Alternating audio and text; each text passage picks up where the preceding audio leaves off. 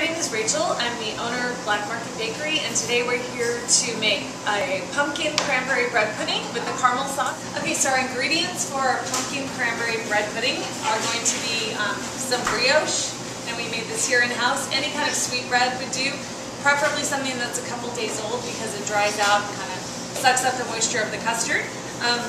For the custard, we're going to be using sugar, 6 eggs, some heavy cream, some whole milk, some pumpkin puree, some dried cranberries, and then a little bit of vanilla bean paste, some salt, and some cinnamon.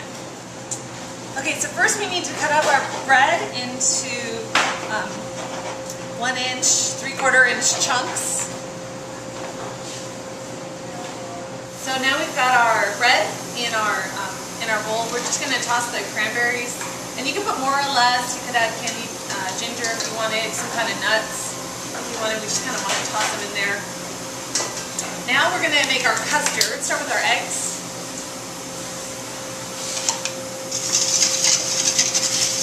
Let's get it broken up.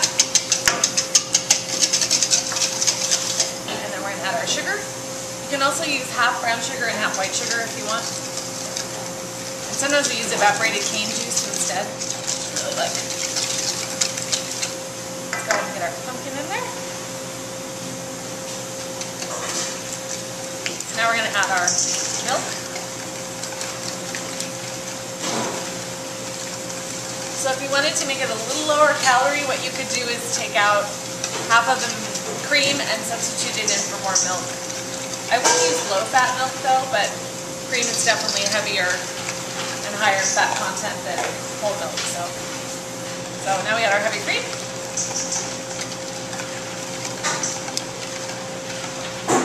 We're just going to throw in some vanilla bean paste. Sometimes we put rum in too. You can mix it up a little bit. We're going to put in about a teaspoon of cinnamon.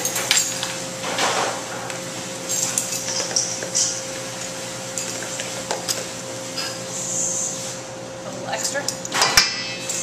And then about half a teaspoon of salt. Okay.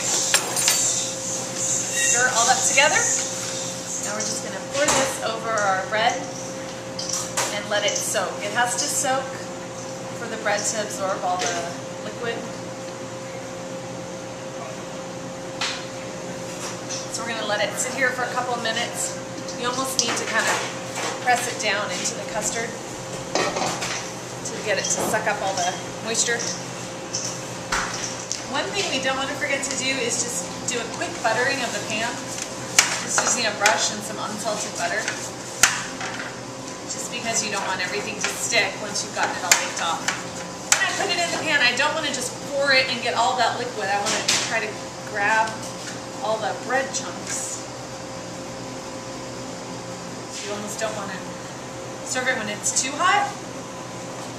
It's kind of hard to scoop out and it kind of falls apart. So if you let it chill overnight, it works a little better. So now we're going to put it into a 350 oven for between, I would say 40 to 50 minutes.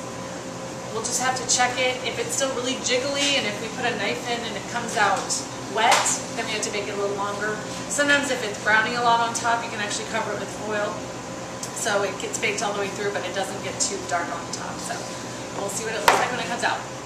So the thing we want to make to add to the deliciousness of our pumpkin cranberry bread pudding is we're going to make a homemade caramel sauce. We're actually going to do the dry method. So all we need for this is some sugar and some fat, basically. We're going to use granulated sugar. We want to make sure there aren't any little specks of water. Some heavy cream, not low calorie, and some butter.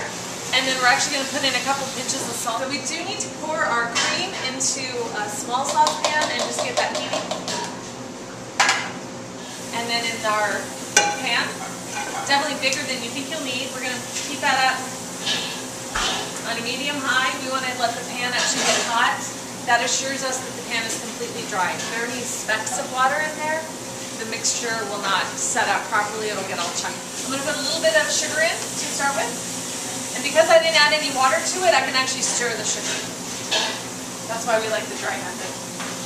So what we're doing is we're letting the sugar turn liquid. That's what happens when it gets heated up. And we're just going to keep adding little bits of sugar and just stirring it. You see it's going to want to start to go amber pretty fast. So adding the little bits of the colder sugar are actually just going to be a way to moderate the heat in our pan. If we put all the sugar in at once, it would be harder to get it evenly heated. The bottom would want to get burnt before the top would mix. So that's why we do it this way. I'm going to turn my cream off now because it's about to boil. If there are any little chunks, you know, just try to chop them off. Don't worry too much about it. So now that all the sugar is in, I'm going to cook it till it's more transparent or translucent. Right now it looks kind of grainy, and it's kind of like playing chicken because you don't want to go too light or it won't have the flavor and it'll be a little not smooth. But if you go too dark, it'll taste bitter. So I think that looks good. I'm actually going to turn off the heat.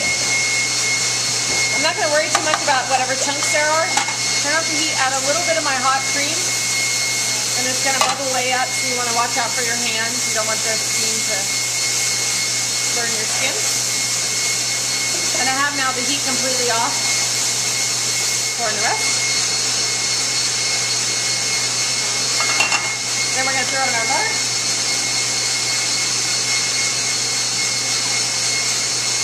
And the butter is going to help cool it down. Then we're going to add a pretty healthy pinch of salt. Just adds to the taste.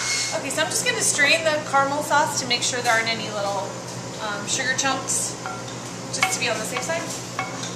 But the color is just spot on. That's about where we want it. So there was one little teeny chunk of sugar.